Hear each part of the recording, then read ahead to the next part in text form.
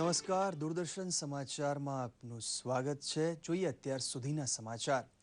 લોકપ્રિય રેડિયો કાર્યક્રમ મન કી બાતની 11મી આવૃત્તિમાં બોલતા પ્રધાનમંત્રી નરેન્દ્ર મોદીએ મહત્વની જાહેરાત કરી હતી કે જમીન સંપાદન વટહુકમનો આવતીકાલે સમય સમાપ્ત થાય છે, પરંતુ તેની મુદત વધારવામાં નહીં આવે. પરિણામે વર્ષ 2013નો કાયદો હવે પાછો અમલમાં આવી જશે, પરંતુ ખેડૂતોના આર્થિક હિતને સાચવવા માટે યુપીએ સરકારે બહાર રાખેલા 13 કાયદાઓનો અમલ આજથી નિયમ તરીકે શરૂ કરાશે. ખેડૂતોનું હિત ગમે તે ભોગે સાચવવાની ખાતરી ઉચ્ચારતા પ્રધાનમંત્રીએ કહ્યું હતું કે નવા કાયદા વિશે ભલે ગમે તેટલો દુષ્પ્રચાર થયો છે, છતાં ખેડૂતોએ ભય પામવાની બિલકુલ જરૂર નથી.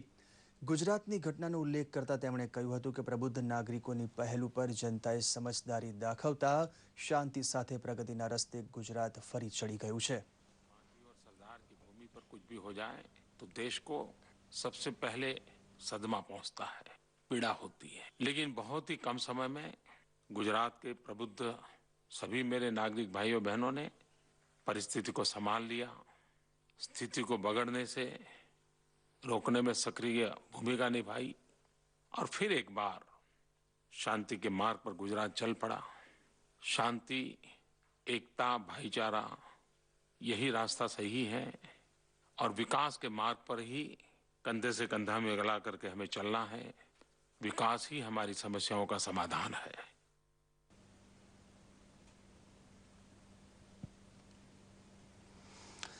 રાંધણ ગેસનું કનેક્શન સરળતાથી મળી રહે તેવા હેતુથી આજે પેટ્રોલિયમ અને પ્રાકૃતિક ગેસ મંત્રાલય દ્વારા સહજ ઓનલાઈન નામે એલપીજી કનેક્શન આપતી સેવાનો મંગળ પ્રારંભ કરાયો હતો. પેટ્રોલિયમ અને પ્રાકૃતિક ગેસ મંત્રી ધર્મેન્દ્ર પ્રધાને લોકાર્પણ કર્યું. તે સેવા અમદાવાદ, બેંગલુરુ, ભોપાલ, ભુવનેશ્વર, ચંદીગઢ, ચેન્નાઈ, હૈદરાબાદ, કોલકાતા, લખનઉ, મુંબઈ અને પટનામાં એક સાથે ઉપલબ્ધ થશે. હવે ગેસ એજન્સીના ધક્કા ખાવાની ગ્રાહકોને જરૂર નહીં પડે.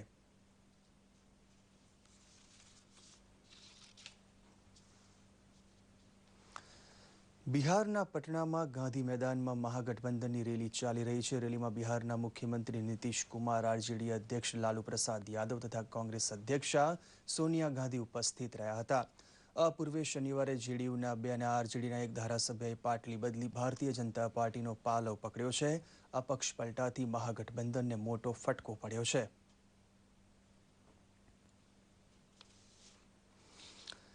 કોલંબો ટેસ્ટમાં ભારતે પોતાની પકડ મજબૂત બનાવી લીધી છે. કોલંબો ટેસ્ટના ત્રીજા દિવસે ભારતીય ટીમ 312 રનમાં સમેટાઈ ગઈ. ભારત તરફથી ચેતેશ્વર પૂજારાએ 145 રન ફટકાર્યા હતા, જ્યારે અમિત મિશ્રાએ 59 રન બનાવી આઉટ થયો હતો. શ્રીલંકા તરફથી પ્રસાદે 100 રન આપી 4 વિકેટ ઝડપી હતી. તો આ તરફ શ્રીલંકાની શરૂઆત પણ ખરાબ રહી અને આખી ટીમ 201 રનમાં ઓલ આઉટ થઈ ગઈ હતી. આ સાથે ભારતને 111 રનની લીડ મળી છે. ભારત તરફથી ઈશાંત શર્માએ સૌથી વધુ 5 વિકેટ ખેરવી છે, જ્યારે બિન્ની અને મિશ્રાને 2 વિકેટ મળી છે, તો ઉમેશ યાદવને 1 વિકેટ મળી હતી. બીજી ટેસ્ટમાં શ્રીલંકા બેટ્સમેનોને હંફાવનાર આર અશ્વિનને 1 પણ વિકેટ પ્રાપ્ત થઈ નથી.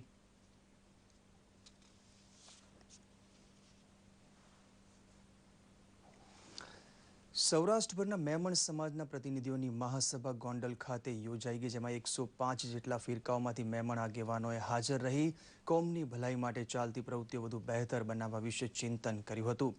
સાથોસાથ સમાજની વેબસાઇટ પણ લોન્ચ કરી હતી. લઘુમતી સમાજમાં મેમણ સમાજ વેપારમાં ખૂંપેલો છે અને ધંધા માટે તેમની સૂઝ અને ચીવટ બંને વખણાય છે.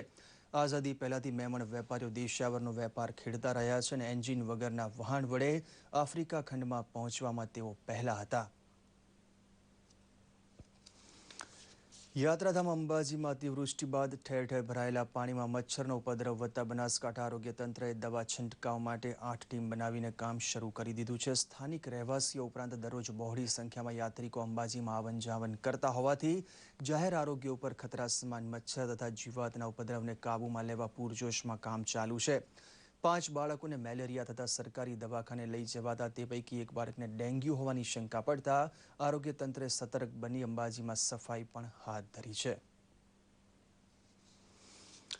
જામનગરના રણજીત ક્રિકેટ ગ્રાઉન્ડ પર સૌરાષ્ટ્ર ક્રિકેટ એસોસિએશન દ્વારા ગાઝાવાલા ટ્રોફીનું આયોજન કરવામાં આવ્યું છે. આ ટુર્નામેન્ટની પ્રથમ મેચ જામનગર અને મોરબીની ટીમો વચ્ચે યોજાઈ હતી. જિલ્લા પોલીસ વડા પ્રદીપ સેજુડે ટોસ જીતીને મેચનો પ્રથમ પ્રારંભ કરાવ્યો હતો. બંને ટીમોને શુભેચ્છા પાઠવીથી સૌરાષ્ટ્રની ટીમનું સિલેક્શન આ મેચના ખેલાડીઓમાંથી કરવાનું હોવાથી બંને ટીમના ખેલાડીઓ ઉત્સાહમાં જણાતા હતા. જાણીતા ક્રિકેટર રવિન્દ્ર જાડેજાએ પણ જામનગર વતી મેચમાં ભાગ લઈને ટીમનો જુસ્સો વધાર્યો હતો.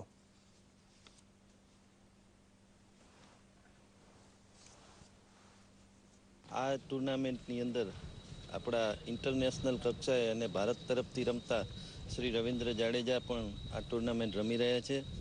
લોકોમાં ખૂબ જ ઉત્સાહ છે. જામનગરના સૌરાષ્ટ્ર ક્રિકેટ એસોસિએશન તરફે આયોજિત તાજાવાલા ટ્રોફીના ફર્સ્ટ મેચનું ઉદ્ઘાટન થયું છે અને આ મેચમાં મોરબી અને જામનગરની બંને ટીમો આજે અહીંયા રમવાની છે. તો આ સાથે જ આ બુલેટિન સમાપ્ત કરીએ છીએ.